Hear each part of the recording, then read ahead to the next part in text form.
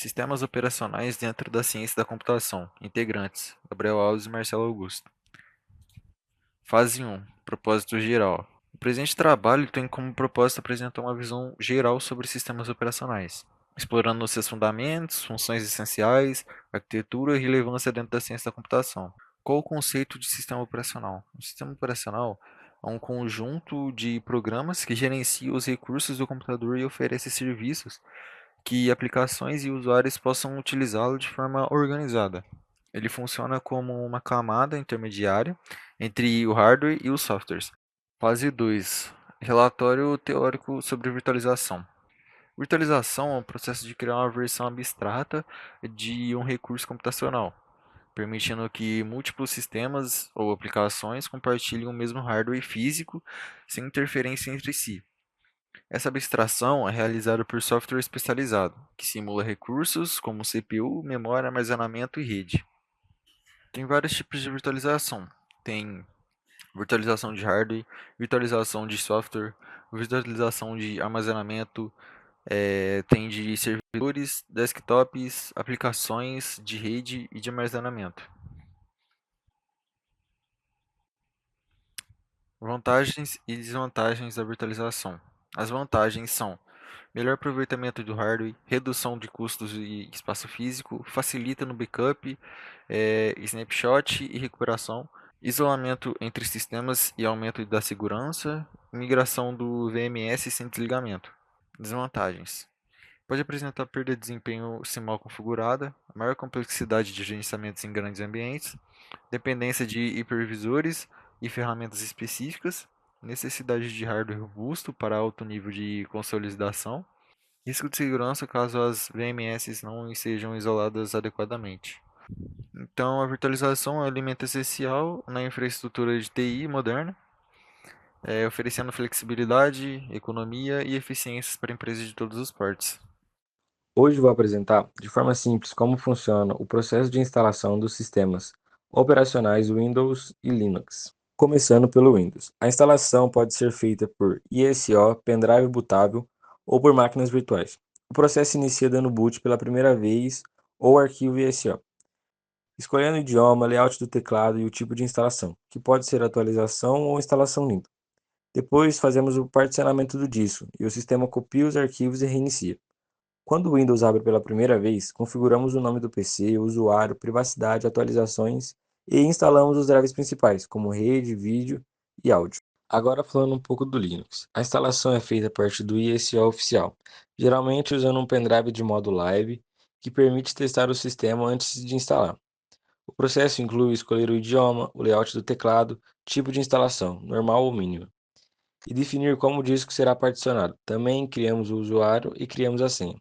Após a instalação, é importante atualizar o sistema, instalar drives adicionais quando necessário, configurar a rede e instalar pacotes essenciais. Os problemas mais comuns que aparecem tanto para o Windows quanto para o Linux envolvem pendrives que não dá boot, drives faltando ou disco que não aparece. E todos eles podem ser resolvidos ajustando o modo UEFI, reinstalando drives ou corrigindo partições. Esses são os pontos essenciais sobre o processo de instalação dos dois sistemas operacionais, Windows e Linux. Aqui foi criada a pasta chamada Minha Pasta, que eu entrei na pasta, criou um arquivo com nada dentro. Aí aqui eu coloquei um texto inicial no arquivo, excluí o arquivo, aí eu voltei uma pasta, aí eu excluí a pasta,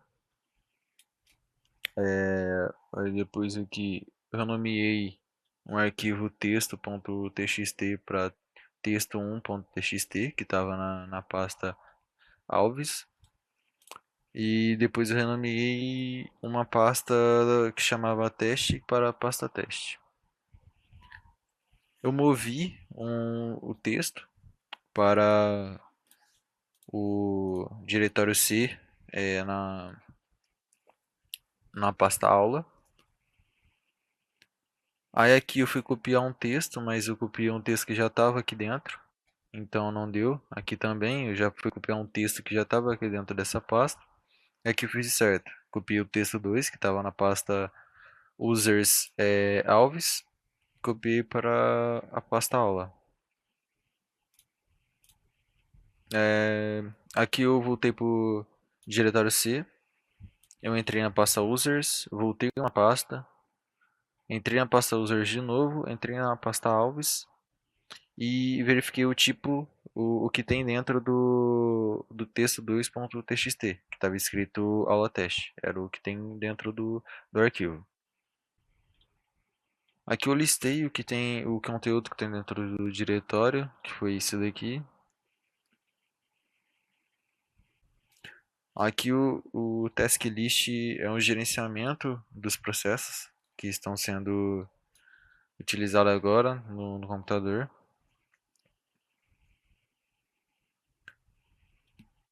Aqui eu listei o Chrome, mas como eu não estava usando o Chrome, aí eu fiz com o Brave, que é outro navegador. Aí apareceu só o processamento do Brave. E aqui eu fechei o Brave. Aqui eu dei um task kill no Brave e fechei o Brave. Aqui eu criei os diretórios. Aí logo abaixo eu criei alguns arquivos. Aqui eu criei um outro arquivo, um novo.txt. Depois eu excluí ele. Depois eu renomeei o arquivo, um dos arquivos. Aqui eu criei outra pasta, uma pasta de teste. Depois renomeei a pasta de novo. Aqui eu excluí a pasta, a pasta que eu tinha renomeado. Depois o CP eu copiei. Aqui eu movi. Aí depois foi a navegação entre os diretórios. Aqui eu entrei em projeto, depois entrei em documentos, depois eu voltei uma pasta e aí depois eu entrei na pasta de novo e depois eu voltei para o diretório original, pro primeiro diretório. Aí eu dei um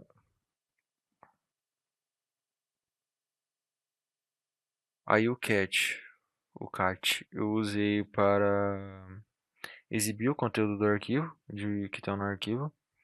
Aqui código de exemplo, código exemplo. Aí o ls é uma lista simples, depois uma lista detalhada, que é o "-l", tracinho "l". Aí para mostrar arquivos ocultos, usei o "-a", alguns arquivos ocultos. E o detalhado de ocultos, o "-la", detalhado de ocultos. E aqui eu filtrei todos os processos que teve nele.